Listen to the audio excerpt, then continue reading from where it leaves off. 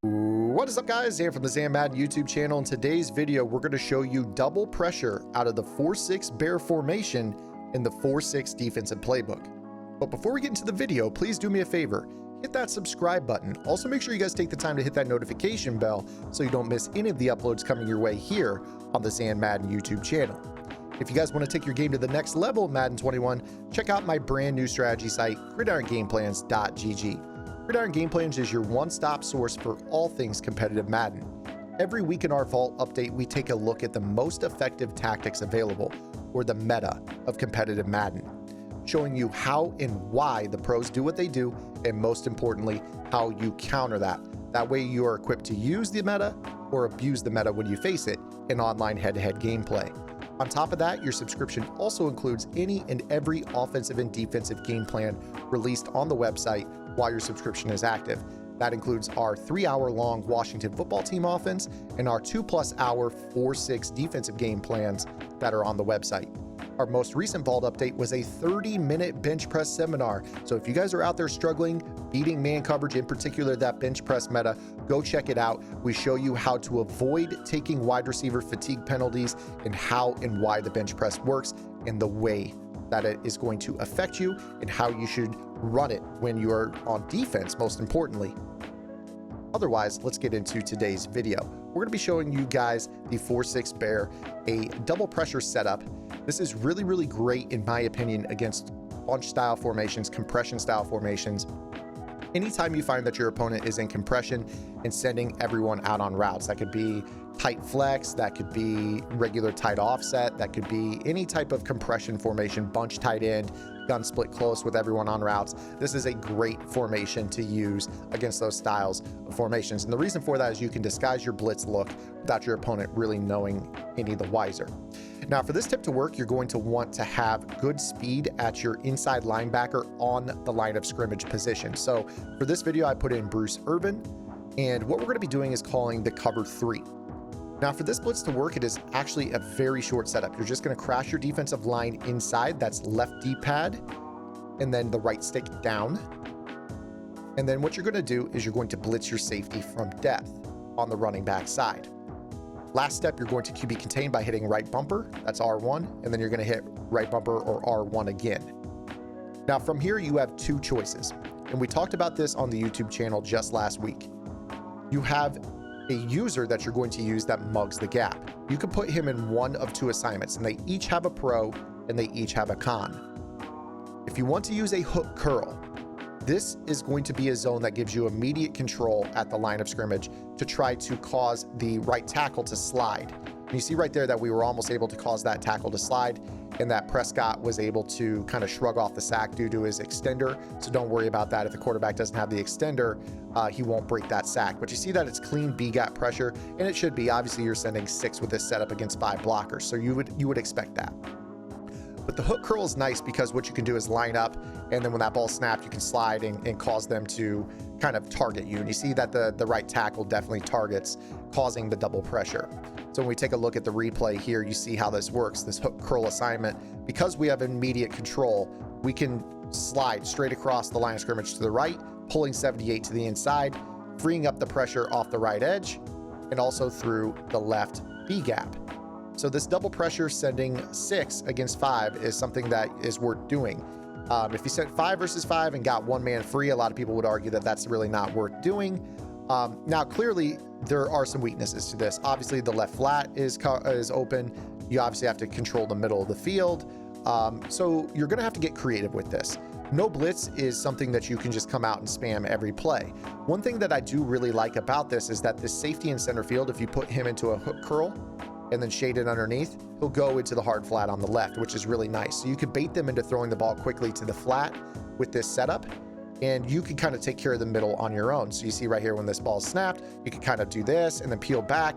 And even if you don't get the right tackle to be occupied by you freeing up the guy off the right edge, you still have the guy coming through the A gap, which is a guaranteed pressure, and you'll take that all day long. So again, here you can kind of see, kind of mess around with your user assignment. I like to hold the L2 button on PlayStation, left trigger on Xbox, which is going to strafe, and that causes the offensive line to kind of target you better. You see how when we do that, it really frees up the player off the edge. So I'll kind of just stand there and hold strafe, and then as soon as that ball snapped, I'll just jam on the stick to the right, allowing me to strafe straight across the formation. So the ball snapped and you just go straight across. And you saw right there, we actually got a pass off through the middle. So we still kept our double pressure. It was just coming in the form of a pass off through the A gap, and he tripped and fell, in addition to the player coming through the left B gap. So you see right here, when we do this, notice how those three guys in the middle, you see how our nose tackle ends up being unblocked instead of our guy off the right edge. So you'll still take this result with the free pressure coming in. And again, guys, you can adjust your zones how you see fit. One thing I would recommend doing with this is setting your zone depth drops. That way you can get creative and tell your purple zone, hey, I want you to play 15 yards on this play. Hey, I want you to actually on this down, I think they're going to attack the flat. I want you to play a 0 yard, basically turning your curl flat into a 0 yard hard flat. You could get as creative with this as you want. You could say, okay, Diggs, I want you to rotate down into a 5 yard curl flat, and he'll fly straight down towards the flat. You can, man people up. You can cross man. You could get as creative with this as you want, just to make them kind of stare at the coverage just for a split second long to make sure that you're getting pressure in. You can put these guys into vertical hooks to take away the seam.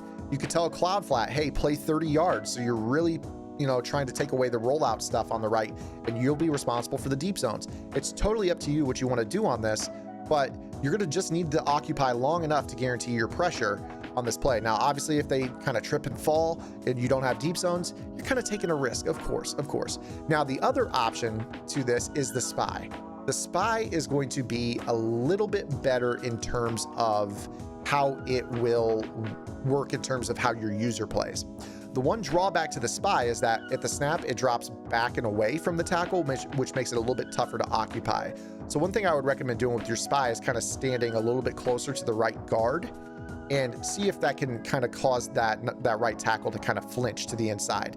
And if not, you see right now we're just getting nothing but double pressure with a pass off through the middle. Again, you're still looking at that double pressure no matter what with this setup. So it's just whether or not they kind of trip and fall through the middle. You've seen a couple examples here in practice mode where they seem to have done this. The other thing that's really nice is you notice that the right guard has a lot of resistance built up. I've been running this clearly for a while here for the purpose of shooting this video. So the resistance in practice mode is kind of built up for a lot of the players. You see the full resistance here. You've got a little bit of resistance here. This is more of a gap pressure. You see that Irvin has no resistance built against him because he's on a contain. He's not actually on an assignment that causes sheds. So this is one of those things that's really, really nice, is you don't have to worry about resistance building up against a guy that you're designing to get pressure. Just like this guy right here is designed to come through the gap, and there's really no resistance against him as well because he's a gap blitzer, not really engaging with anybody. So it's pretty nice to be able to have, this type of approach here. And you see how, you're just getting the pass off logic through the middle.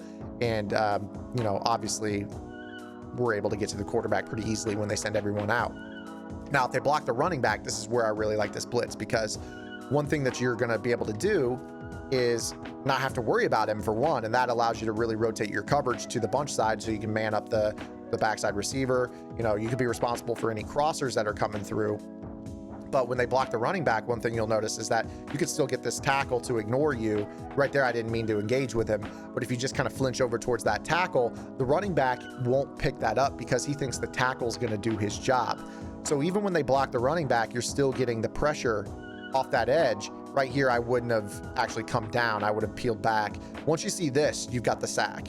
Once he gets past that right tackle, you're free. So the running back does not make this pick up this blitz at all. As long as you can learn how to occupy that right tackle, you're going to be able to guarantee your pressure short of them max protecting 7. So again, here, we'll show you the setup one more time.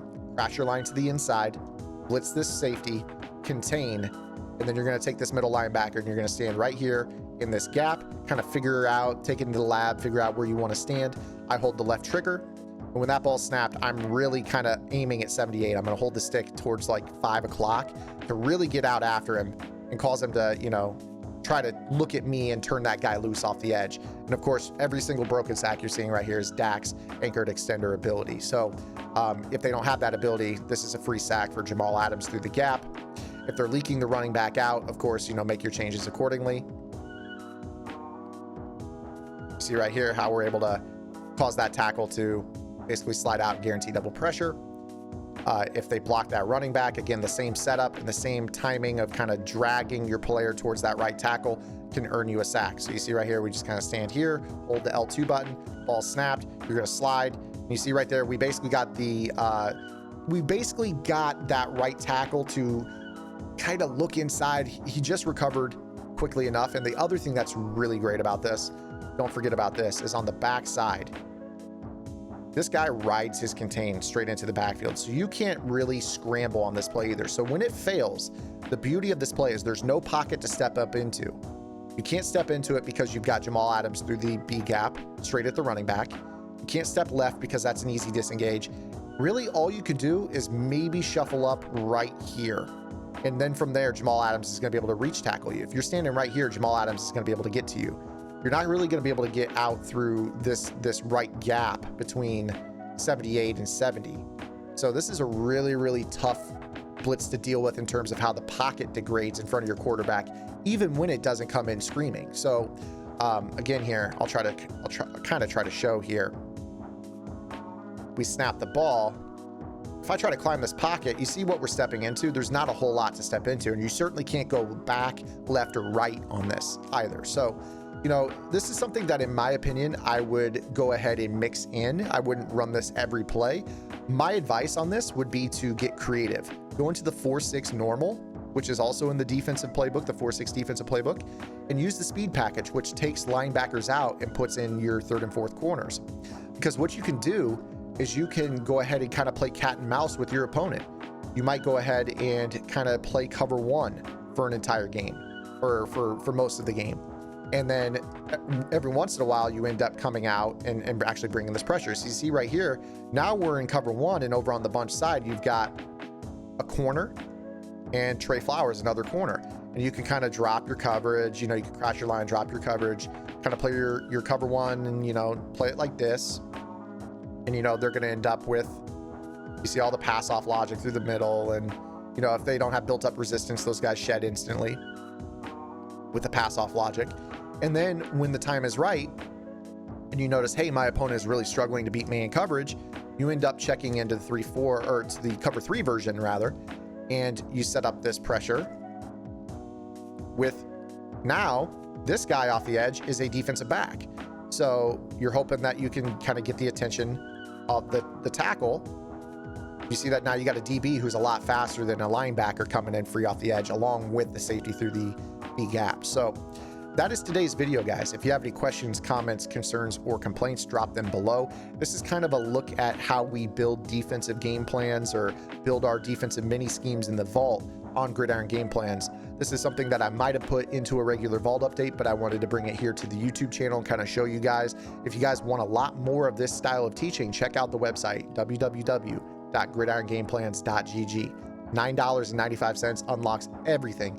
At this point, that's been 8 vault updates, our bench press 101 seminar, our offensive and defensive game plans, and there's more to come while your subscription is active. So go check it out. Otherwise, make sure you guys hit the subscribe button here on the YouTube channel, and we'll see you guys with our next video upload. Until then, this is Zan. Get in the lab and good luck.